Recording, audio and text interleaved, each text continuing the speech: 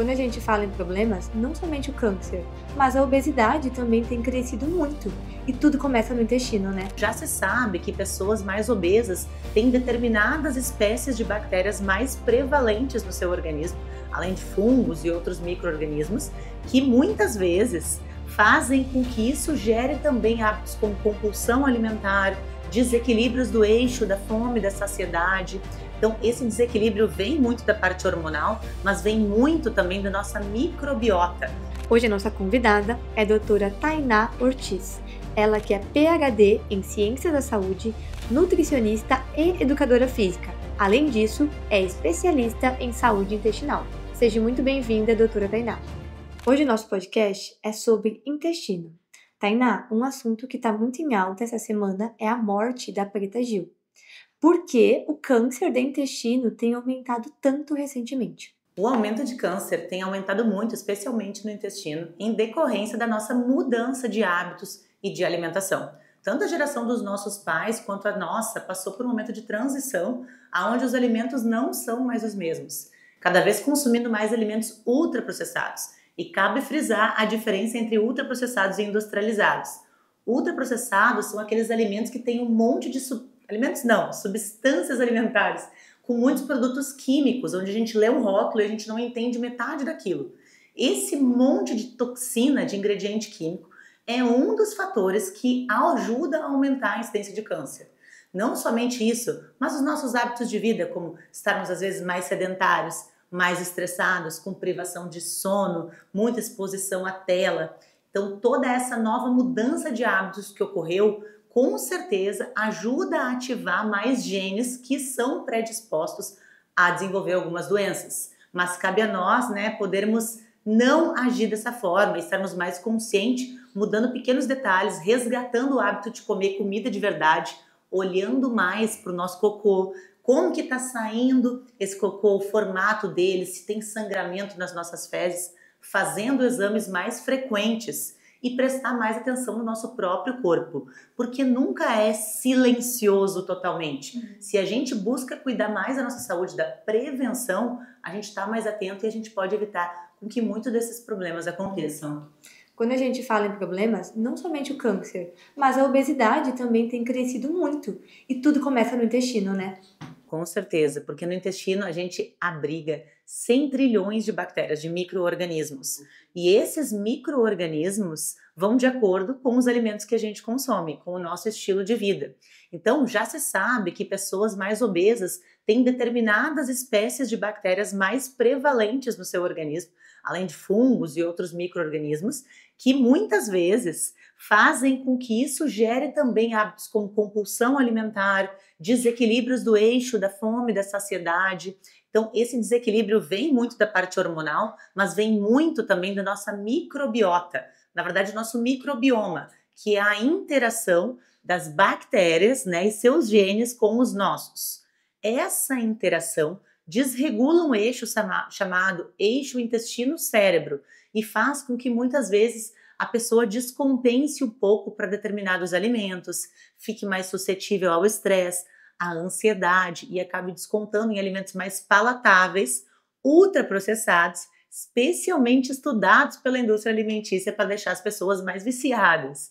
Então, tudo isso começa a gerar alguns pequenos desequilíbrios no nosso corpo, e aí a consequência disso é que a longo prazo, se não tomarmos consciência, várias doenças crônicas, como por exemplo a obesidade, podem se manifestar. Uma estratégia bastante utilizada é o uso das canetas emagrecedoras. Então, tudo tem um lado positivo e um lado negativo. Seria possível utilizar canetas emagrecedoras e cuidar do intestino simultaneamente? Com certeza. A gente sabe que muitas dessas canetas acabam desequilibrando um pouquinho o intestino. Eu acompanho pacientes que fazem uso das canetas prescritas por médicos responsáveis, que pacientes geralmente que vão buscar nutricionista é porque já têm essa consciência. Sim. Querem a ajuda do fármaco, mas têm a consciência que sem mudar o estilo de vida, sem mudar o seu mindset, seus hábitos, sua alimentação, o exercício, não vão conseguir ter resultados duradouros. Então, se eles já estão procurando concomitantemente um tratamento de estilo de vida, isso já é um ótimo sinal. E aí a gente tem que minimizar os problemas que essas canetas podem trazer, sim, para o intestino. Primeiro que, muitas vezes, pela diminuição do apetite, as pessoas acabam consumindo menos fibras, até porque às vezes não cabe. Vão priorizar mais proteína, ou alguns outros alimentos, e as fibras dos vegetais acabam ficando um pouco de lado. As nossas bactérias queridas precisam que a gente consuma vegetais, fibras, comida de verdade, comida colorida, frutas bem organizadamente. Fruta não engorda, fruta vai engordar se você comer muita fruta em excesso ou ficar tomando suco de fruta. Mas fruta, dentro de uma estratégia nutricional bem organizada, é muito boa para a nossa saúde, né? Então, isso a gente precisa tomar essa consciência. Em dois tipos de legumes e uma fruta, nós já temos mais de 1.000 fitoquímicos, compostos bioativos antioxidantes, que ativam tanto o nosso metabolismo, quanto vão nutrir as nossas boas bactérias. E aí vão deixar o nosso organismo com mais imunidade, com mais eficiência. Então não dá pra gente achar que tá fazendo uma restrição por um período e vivendo a base só de carne, sem colocar um vegetal, uma cor para dentro do nosso corpo, que esse resultado vai ser sustentável. Até porque proteína é excelente e a gente precisa muito para manter nossa massa muscular, para a gente estar, né, com nossa pele, sim, o colágeno que se forma a partir daí. Mas sem fitoquímicos, antioxidantes, fibras, vegetais, o que acontece é que muitas vezes esse organismo vai ser gerado uma disfunção mitocondrial, porque as nossas mitocôndrias, que é quem é a nossa usina de energia, nos faz queimar gordura, precisam de compostos bioativos. Então, a gente precisa desses elementos. E a suplementação está aí para ajudar e muito. Mas, em termos de alimentação, onde um tipo de vegetal vai ter repleto aí de antioxidantes, nós precisamos incluí-los de um jeito ou de outro, né? Com alguma estratégia que seja possível para que a gente consiga gerar esse equilíbrio, tanto da nossa microbiota, das nossas mitocôndrias, e aí poder ter esse resultado sustentável. Então, o acompanhamento nutricional é importantíssimo e imprescindível para quem está buscando regular seu intestino, emagrecer e principalmente para quem usa caneta. Porque eu tive alguns pacientes que eu acompanhei que tiveram um reganho muito grande de peso após utilizar. Então, mais do que antes, porque perderam peso, mas perderam massa muscular, porque não comeram a quantidade correta de proteína, que é a única para qualquer pessoa. E aí o que acontece? Esses adipócitos, as células murcham, e aí depois basta a pessoa dar um estímulo e aquele gatilho vem, e aí esse tecido adiposo pega e simplesmente aumenta mais de tamanho esses adipócitos do que antes da pessoa estar usando antes da pessoa estar fazendo uso da caneta, né? Então é muito importante quando a pessoa vai fazendo a transição de ir retirando os fármacos, ela ir aumentando gradativamente os alimentos, concomitante a um aumento de exercício físico, para que tudo fique bem equilibrado e também vá começando a usar alguns fitoterápicos, alguns ativos para fazer essa fase de transição. Então, uma hora ou outra vai precisar da nutricionista. Ou seja, é indispensável, porque eu vou conseguir minimizar os efeitos colaterais e, além disso, eu vou evitar o reganho, que é justamente o que ninguém quer, né? Reganhar o peso. E a nível de suplementação, o que você costuma indicar para suplementar de maneira concomitante com a caneta? Eu sei que você sempre faz as suas prescrições muito personalizadas, né? E cada paciente é único. Mas o que você costuma indicar para esses pacientes que estão fazendo uso das canetas emagrecedoras? Muito bom. Primeiramente, tem que entender como que está esse funcionamento intestinal, se está tendo um pouco de constipação, a gente pode prescrever uma gomacassa, que é uma fibra que não vai gerar distensão abdominal. Eu sou muito fã, você sabe, da Quermansia mucinífera, né, que é um tipo de bactéria que ajuda muito a regular os eixos de saciedade do nosso corpo. É uma bactéria muito benéfica que coloniza o nosso intestino e a proliferação dela faz com que a gente fique mais estável, tanto emocionalmente quanto a nível de saciedade.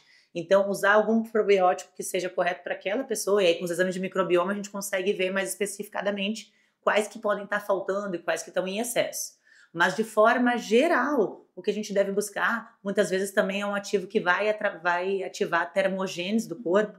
Eu gosto muito desses ativos, que não é um termogênico em si que acelera, mas sim ativos que fazem com que a gordura branca, que é gordura inflamatória, vire uma gordura marrom, que é a gordura metabolicamente ativa. Então, quando a gente está fazendo um exercício físico, a gente tem mais facilidade de utilizar a gordura como um substrato energético. Enfim, tem inúmeros suplementos, né, que a gente pode estar usando, mas é muito importante, tanto durante o tratamento, também gosto muito do Pept, né, que eu uso bastante, que está super em alta e eu realmente vejo resposta dele, ele é um suplemento em que a gente consegue manter mais facilmente os níveis de massa muscular da pessoa, porque às vezes ela acaba entrando num déficit calórico e fica difícil cumprir a meta proteica, apesar de que eu friso muito por essa parte da importância de chegar lá na meta, né, pra gente conseguir manter. E aí quem faz o acompanhamento nutricional consegue. Mas às vezes a pessoa que quer fazer por conta, como eu vejo algumas pessoas, tira totalmente a fome, toma uma lata de coca por dia, né? É possível que essa pessoa ache que ela vai emagrecer, ela vai murchar e depois ela vai inflamar o dobro, né? Então, assim, é bem importante quem for fazer o uso, fazer com acompanhamento médico, nutricional, toda uma equipe multidisciplinar, para que ela vá perdendo e realmente ela vá acabando com essa célula de lítio tecido adiposo, vá utilizando essa gordura como forma de energia de forma eficiente enquanto vai tratando o seu intestino, vai melhorando a sua função das mitocôndrias e aí logo que vai cessando o medicamento ainda vai potencializando ainda mais com esses fitoativos para que a gente consiga ter uma boa resposta e ela continue tendo e mantendo esses resultados adquiridos. Então precisa de um cuidado redobrado quem decide tomar, sabe? Quem faz o uso por conta própria é bastante comum. A gente vê que perde um grande percentual de massa muscular, tem uma desbiose, enfim, inúmeros efeitos colaterais. Então, precisa de uma prescrição médica, que nem falaste, e um acompanhamento nutricional. E para quem está começando agora o uso das canetinhas emagrecedoras, se você pudesse dar um conselho, qual seria? Busque um nutricionista. Não, mas é de verdade. Porque assim, se não, o que vai acontecer? Tem chegando um monte de gente no meu consultório que vai buscar depois. E essa pessoa daí já engordou demais, perdeu massa muscular, gastou rios de dinheiro, não teve resultado, gastou sua saúde, desequilibrou. Porque se ela perde massa, esse organismo fica menos potente. E aí o trabalho é muito maior. Sim.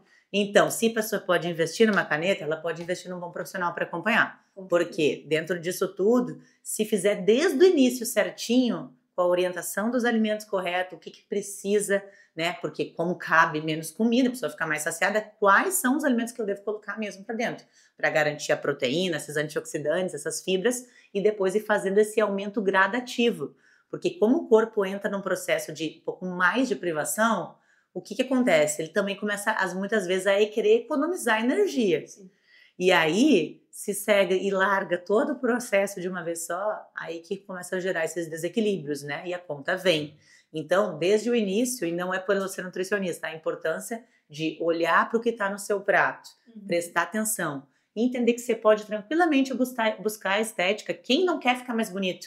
Mas se essa estética não for munida de saúde, acho que essa pessoa está precisando também do psicólogo, olhar mais para ela e pensar justamente sobre o que eu estou fazendo com a minha vida, porque eu posso ter tudo, né? E eu posso sim fazer o uso, acho que é um remédio revolucionário todos esses, mas de uma forma saudável e coerente, para que esses resultados perdurem, para que isso seja um auxiliar num processo de transformação, né? Isso seja um meio e não o fim do processo.